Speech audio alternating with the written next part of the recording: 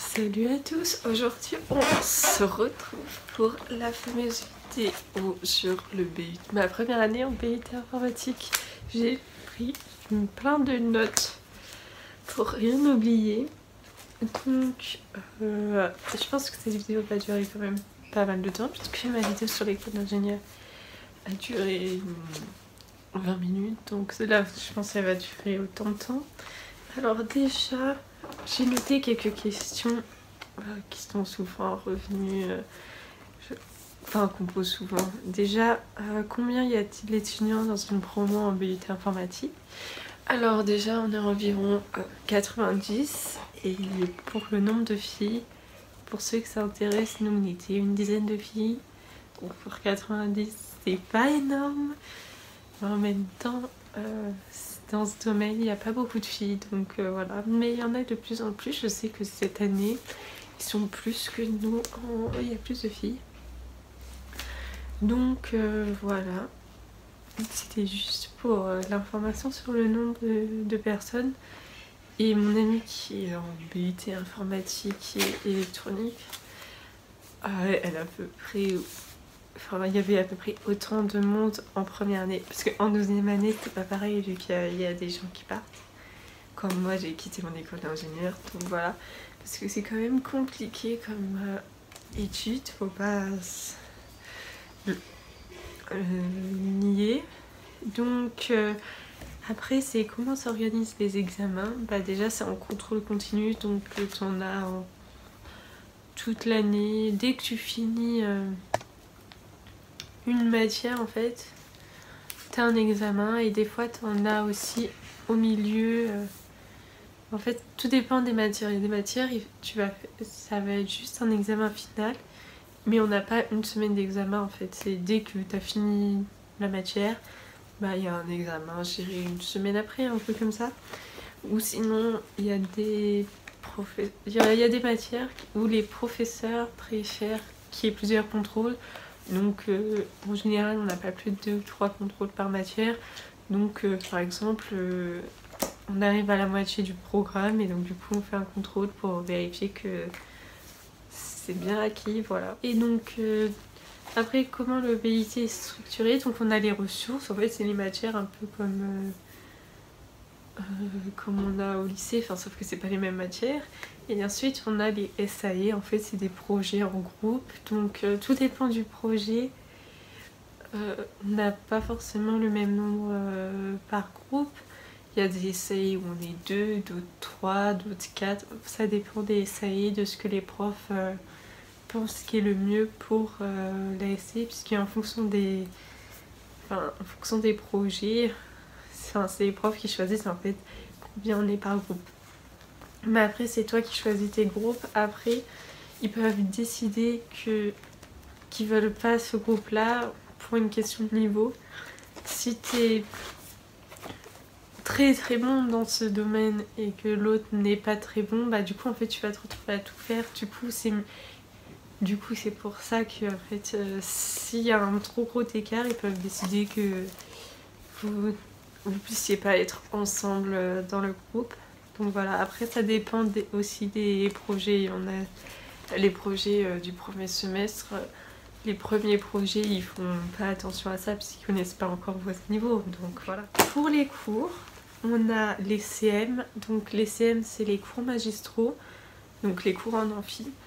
Donc en première année, ils durent 1 heure. Donc voilà, c'est des cours en amphithéâtre où les profs ils expliquent. Et ensuite, on a des TD et des TP de 1h30. Donc les TD, on est en groupe d'une trentaine du coup. Et en TP, on est divisé, donc on est une quinzaine par TP. En TD, on fait des exercices théoriques. Et en TP, on pratique réellement la matière. Donc en général, on commençait à 9h pratiquement tous les jours. Jamais on a commencé plus tôt, mais ça arrive qu'on commençait plus tard. Et en général, on avait cours de 9h à midi le matin. Et ensuite de 13h30 à 16h40, 17h. Après ça dépend des jours, donc voilà. Donc on a minimum 1 heure pour manger le midi, mais on peut avoir plus. Maintenant on va parler des matières, donc on va commencer par le premier semestre. Donc tout d'abord on a des maths, c'est une des seules matières qu'on a déjà eu au lycée. Donc il y a plusieurs types de maths. En premier semestre on a fait la logique et les matrices. Donc les matrices vous en avez déjà vu au lycée, par contre la logique c'est nouveau. Mais en même temps c'est normal de commencer de nouveau, d'apprendre de nouvelles choses quoi. Ensuite du coup en programmation, au premier semestre on a fait surtout du Java et de l'algorithme, du coup voilà. Et ah oui, on a fait un peu de Python mais très légèrement, et c'était relié au cours de maths. C'était pour visualiser en fait les matrices, qu'on faisait avec les matrices. Après on a fait de la programmation web, donc de l'HTML et du CSS pour faire un site internet en fait. On a fait du système réseau, donc apprendre à se servir de Linux, parce que nous, nos ordinateurs, la plupart du temps chez nous, on a soit des ordinateurs sous Windows ou des Mac. Donc personnellement avant ça j'avais travaillé sous Linux, donc on apprend à servir du terminal et d'autres choses sur Linux, donc voilà. Ensuite on apprend à faire des bases de données et le langage SQL. Après pour les langages, en fonction des BUT, je pense que ça peut changer. Par exemple surtout le Java, il existe tellement de langages de programmation, donc ça peut que ce soit un autre langage que vous utilisez. Peut-être que vous allez plus utiliser Python en école d'ingénieur. Moi j'avais fait du Python et du C, enfin du Python au premier semestre et du C au second semestre. Donc vraiment en fonction des écoles et des BUT, ça peut changer quel langage je pense. Donc voilà. Ensuite il y avait toujours de l'anglais, donc voilà, de l'économie et de la gestion de projet. Donc c'est un peu, ça se ressemble un peu, mais voilà, ça c'était nouveau vu que j'étais en S. Mais après comme maintenant ça accepte, il y a des gens qui sont, enfin dans mon BUT il y en a qui viennent de STMG, donc d'autres pas forcément en S, donc il y en a qui ont peut-être déjà fait ça. Et de la communication, donc en fait c'est un peu comme du français mais en mieux. Si vous aimez pas le français c'est pas pareil, mais c'est à ça que ça ressemble le plus. Et du coup après on avait 4 projets, donc en fait les projets ils étaient répartis sur tout le semestre, on n'avait pas les 4 projets en même temps. En fait dès qu'un projet est terminé on en commençait un nouveau, donc ça c'était bien. Donc le premier projet qu'on a fait c'était créer un site web par rapport à l'IUT dans lequel on était, donc il fallait mettre des informations de l'IUT dedans, donc c'était un site web. Ensuite on a fait sur on avait un ordi sans qui avait plus Windows dessus, et du coup fallait installer Linux et tous les logiciels pour créer un poste de travail en fait dessus. On avait certains logiciels qui étaient imposés d'installer dessus et certaines choses qu'il fallait absolument faire. Là je me souviens plus trop exactement de ce qu'il fallait faire, mais voilà. Ensuite on avait à créer une base de données, donc on avait un thème quand même sur la base de données. Je me souviens plus de ce que c'était comme thème. Ah si, oui, c'était sur les aéroports. Donc en gros on devait créer une base de données qui pouvait nous dire en gros qui avait pris tel vol, etc. Le vol numéro temps, partait à quelle heure, toutes ces informations là. Et le dernier projet c'était un jeu en Java, donc c'était sans interface graphique. Bon, pour ceux qui savent pas, qui n'ont jamais fait de programmation, ça va pas vous trop vous parler que je dis sans interface graphique, mais en gros, ni objet d'ailleurs. Donc en fait, c'était avec les connaissances qu'on avait, c'était avec en un semestre, on n'a pas non plus tout appris, enfin, il manque beaucoup de choses, du coup on a fait avec ce qu'on avait appris. Du coup il y a plein de les cours en fait ils sont répartis. Du coup maintenant je vais vous parler du deuxième semestre. Donc on a continué la programmation Java en matière, on avait encore du Java, cette fois-ci on a commencé l'objet et l'IHM. En fait l'IHM c'est du coup l'interface graphique. En gros vous voyez la fenêtre où vous pouvez jouer à vos jeux vidéo par exemple, et en gros c'est ça l'interface graphique. Ensuite on a fait du langage C, donc en plus du Java on faisait un peu de C. Donc voilà, on a fait une introduction au service réseau. On a continué la base de données, donc on a toujours fait du SQL, mais en plus de ça on faisait du PostgreSQL. On a fait des maths, mais cette fois-ci c'était des graphes de statistiques et de méthodes numériques avec Python. Donc voilà, on a continué la gestion de projet et à la place de l'économie, on avait droit des contrats et du numérique. Et on avait toujours anglais et communication. Ensuite on avait 4 projets, comme au premier semestre en fait. Donc le premier projet c'était une installation de service réseau sur un poste de travail. Donc cette fois-ci, en fait ça ressemblait un peu à la... Donc vraiment là on faisait le service réseau du poste du travail. Donc je sais pas comment expliquer, mais en gros on faisait en sorte que l'ordinateur puisse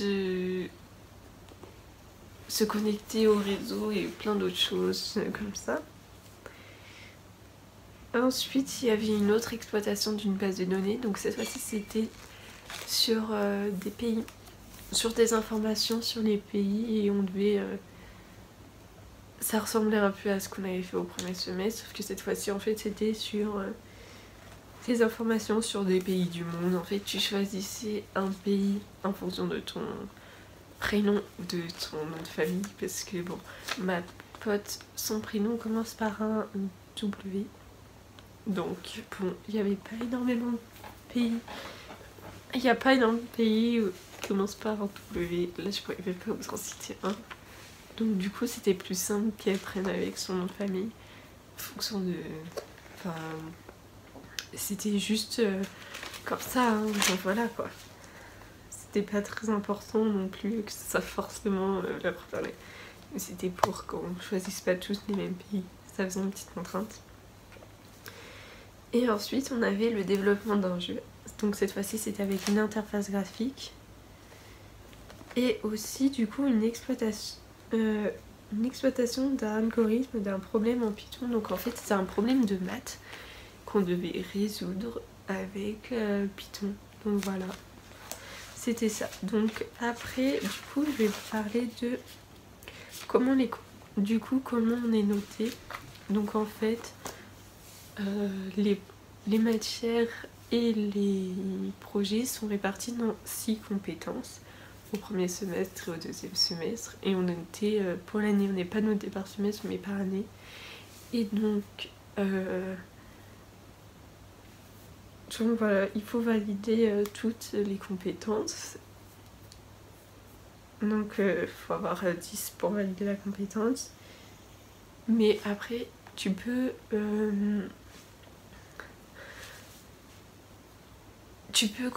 rattraper une compétence l'année d'après. Enfin tout dépend, il faut avoir eu quand même plus de 8 à la compétence pour quand même passer, et il faut la valider de l'année d'après.